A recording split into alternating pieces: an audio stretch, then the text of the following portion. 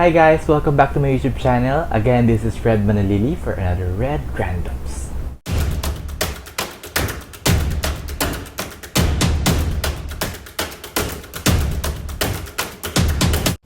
So for today's vlog, actually, this is something I haven't done before sa apat na vlogs na nagawa ko. Kasi this time, it's going to be my first time experience to be a volunteer para sa aming barangay dito sa Tangos, Navotas City.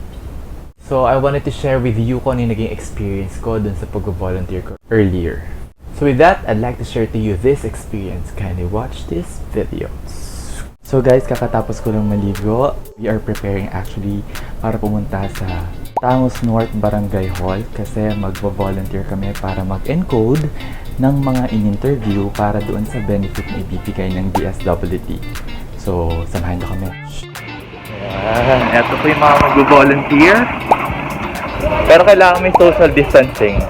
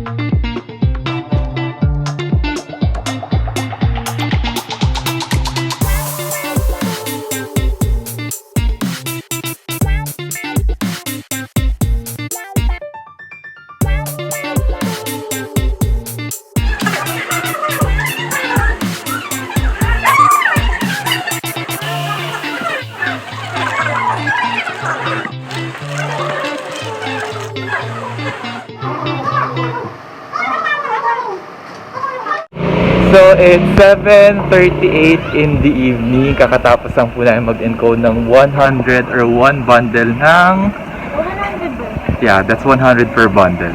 Ano yan? Stack form ng DSWD. Started around 1 or 1:30 and then it's 7:38. So, roughly that's 1, 2, 3, 4, 5. 5 hours lang pala. Naka 100 portion tayo. So, ngayon pauwi na kami. So, that's it. That's my full experience as a volunteer encoder ng aming barangay dito sa may Tangos, Navotas. By the way, before, ang Tangos, Navotas is actually one barangay lang alone. But this time, Tangos North and Tangos South. Kasi based sa population, masyado nang marami kapag iisahin pa sila. So kami, from our Domingo Street, we are part of Tangos North. So earlier, isa sa mga officials, mga kagawa dito sa Tangos, announced sa kanyang Facebook post na they are looking for volunteer encoder. Itong mga encoder na ito ay maglalog or mag-record ng mga details or ng mga forms na finalapan ng mga taga-Tangos North para doon sa ayuda or sa benefits na ibibigay ng DSWD. Siguro para mas malinaw, I'll share yung picture courtesy of the DSWD, yung mga frequently asked questions for this social amelioration programs or yung itawag nilang DSWD SAC. There are just few frequently asked questions, para masagot natin yan. Again, credits to DSWD Facebook fan page where I got this references na maraming salamat po. So first question, anong tinatawag na social amelioration programs ng gobyerno? So, ang social amelioration programs ng gobyerno ay mga programa na makakatulong para sa pagpapagaan ng epekto sa lipunan at kabuhayan ng krisis pangkalusugan ng COVID-19 at ang mga panuntunan sa pinaigting na community quarantine. Ito ay based sa Joint Memorandum Circular bilang 1 serye ng 2020. Kabilang mga sumusunod na ahensya sa pagpapatupad nito like DSWD, DOLE, DTI, Department of Agriculture, Department of Finance, Department of Budget and Management, and also the DILG. So yung mga nabanggit ko mga ahensya, sila yung mga magiging involved on this social amelioration programs ng gobyerno. Again, it's isa sa mga ayuda na ibibigay ng gobyerno para sa mga affected po ng quarantine. So ito po, I think, yung mga apektado ng pagkawala or pansamantalang hindi pagpasok sa trabaho, gawa nga ng meron po tayong pinapatupad na enhanced community quarantine because of the COVID-19 pandemic. Second question, anong programa ng DSWD ang parte ng social amelioration programs? So ang programa ng DSWD na kasama sa social amelioration programs ay ang tulong pinansyal or assistance to individuals in crisis situations or yung tinatawag na AICS. Again, AICS stands for Assistance to Individuals in Crisis Situations. Ito ay ang pagbibigay ng tulong pinansyal ng DSWD sa mga individual at pamilya na nakakaranas ng krisis o mahirap na mga sitwasyon. Meaning to say, ito yung magiging parang para sa mga pamilya or yung individual na super affected po at nakaka-experience ng mahirap na sitwasyon dahil nga sa nangyayaring problema ngayon natin about the COVID-19. So, totoo naman kasi, ibang pangkabuhayan, hindi naman po katulad ng ibang talagang directly connected to a company na yung kumpanya sa sobrang generous katulad ng sa amin, nagbibigay ng tulong pinansyal or pinapasahod pa rin yung kanilang mga empleyado. There are some na mga naghahanap buhay na, for example, mga self-employed, no, yung mga may mga negosyong maliliit na dahil nga sa quarantine hindi sila nakapaghanap buhay. So saan sila kukuha ng kanilang mga pangkain or panggasto sa araw-araw? So kaya lumabas itong Social Amelioration Program ng DSWD. Ilang sambahayan ang maisa sa ilalim ng probisyon ng mga programa sa social amelioration. Per DSWD, there will be like 18 million family ang kabilang sa mahihirap na sektor at yung mga nasa informal na sektor. Okay? So, I believe yung tinatawag nating mahirap na sektor, these are the indigent family. Kumbaga yung poorest of the poor, yung sobrang walang kakayahan na mag-provide for their family during this quarantine season. Or kahit hindi man quarantine, they are considered as indigent. I think may mga certificate pa nga yung mga kinukuha sa munisipyo or sa barangay bilang pagpatunay na ikaw ay indigent. Now, yung mga informal na sektor, I believe eto naman yung mga naghahanap buhay.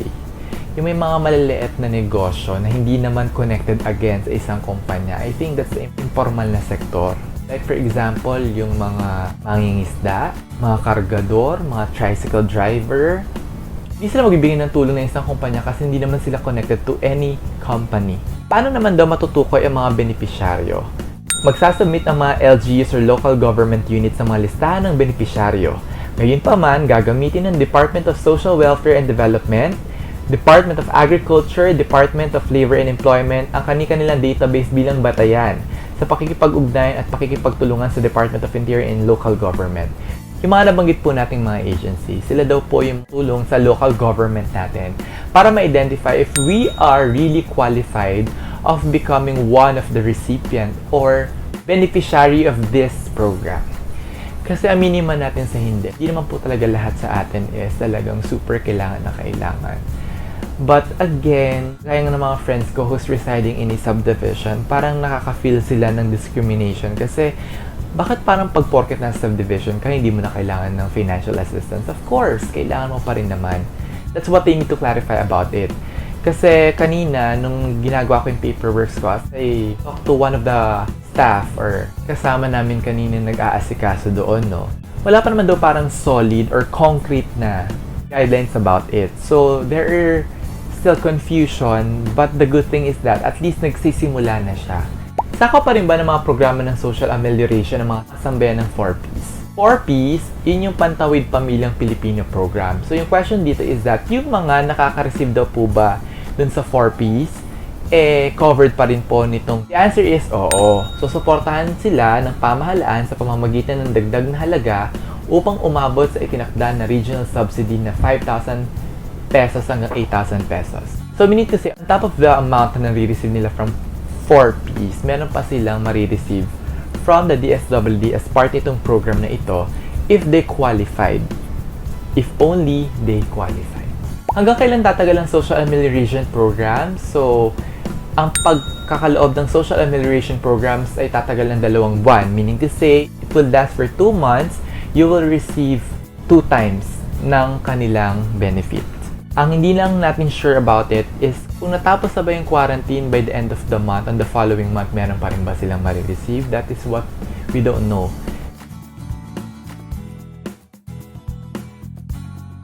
Gaano matatanggap ng bawat sambahayan? Ang bawat sambahayan ay makakatanggap ng 5,000 hanggang 8,000 na halaga na mga programa sa social amelioration batay sa maximum na subsidyo sa bawat rehiyon. Isa sa katuparan ang mga social amelioration programs na ito sa pamamagitan ng pagbibigay ng cash sa ilalim ng iba't ibang panlipunang programa ng pambansang pamahalaan at hindi higit sa halaga ng subsidyo sa rehiyon na 5,000 hanggang 8,000 pesos ang ipagkakaloob.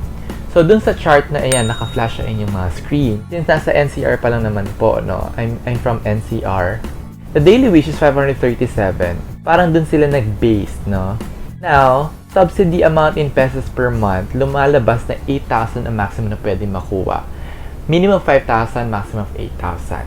So, parang yun na naging bracket based on the 537. I don't know how they come up with that 5,000 to 8,000 bracket.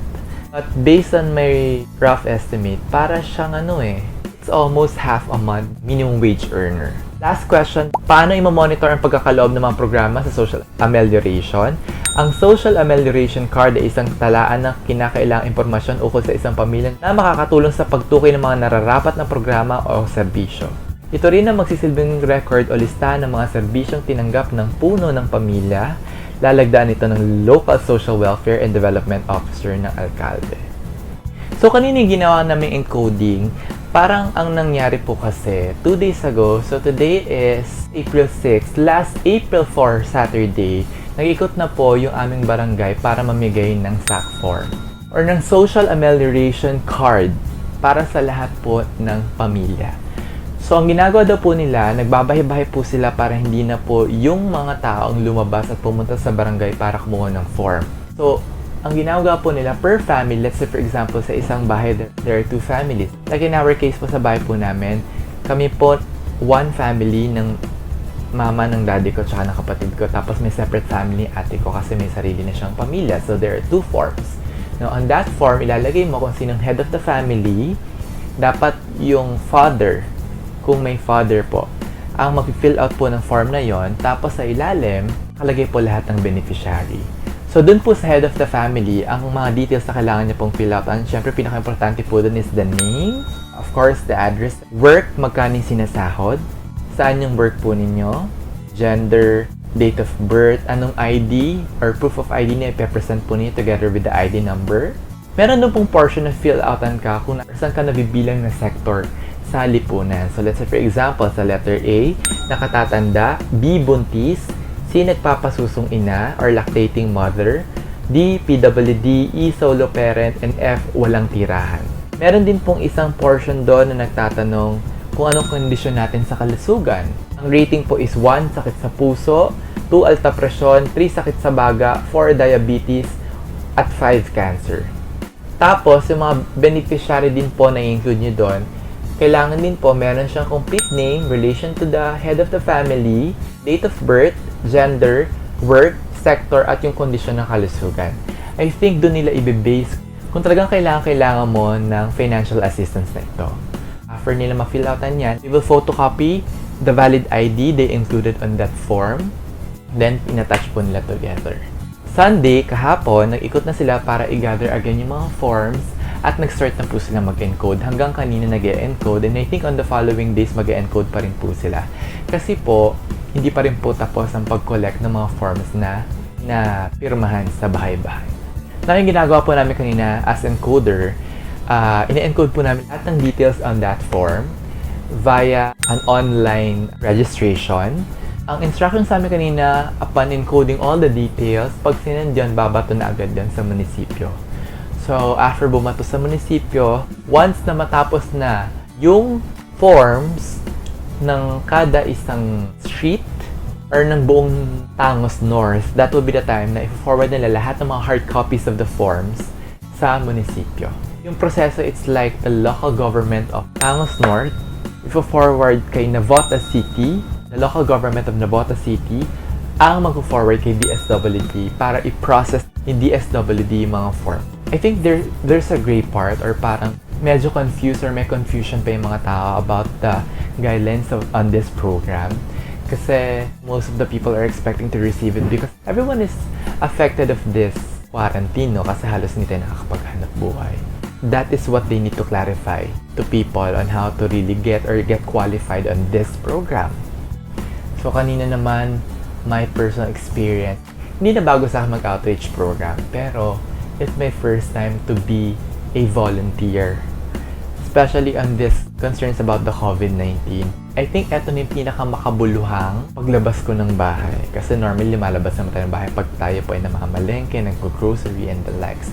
But this one, you're doing it with the purpose. With the purpose of helping the people na sana matulungan po sila.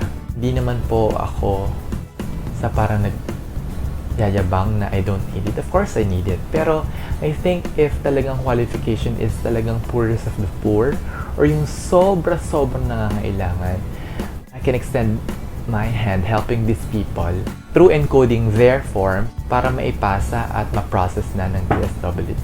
With that simple gesture or help, we can make a difference, no? We can turn around this situation. Napanood ko nga sa isang commercial sa TV. Sometimes, the acts of generosity doesn't necessarily mean monetary or financial or cash. Sometimes, the acts of generosity is, just extending your helping hand to someone who is in need. Yung simpleng hindi ka lumabas ng bahay because it's quarantine season, that's a great help to the community. Or pwede rin naman yung alam mong walang kakayahan yung isang kapitbahay mo na makakain sa mga panahon ito, but yet nakakapag-share ka ng kahit konting pagkain. I think that's an act of generosity during this time.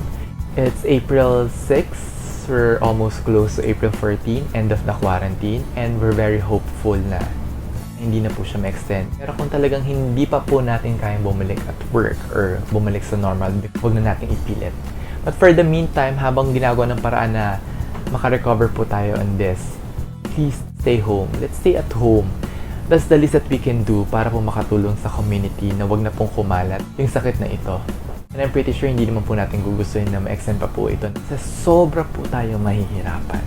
Check out yung aking previous vlog na ito. Kung yung bata nga, my niece, 4 years old lang po siya, naiintindihan niya what is COVID-19 and what needs to be done or do's and don'ts during this quarantine season. What more for us adults, no? We know better than a kid. So please magtulungan po tayo to end this disease. Let's extend our helping hand to each other. My realization for this activity namin kanina is that as I browse yung mga forms, mas na-appreciate ko na mas marami palang pamilya na less fortunate than we are. Kaya tayo, let's all be thankful for what we have. And let's strive for the things that we don't have yet. This too shall pass. Let's just believe, have faith, and of course, don't forget to pray that everything will end very soon. So I think that's it for this vlog. If you have questions, feel free to ask your question in the comment section down below. Maybe I'll try to answer that if makakuha pa ako ng further knowledge about it. No? And again, this is Rhed Manalili. See you on my next Rhed Randoms. Thank you.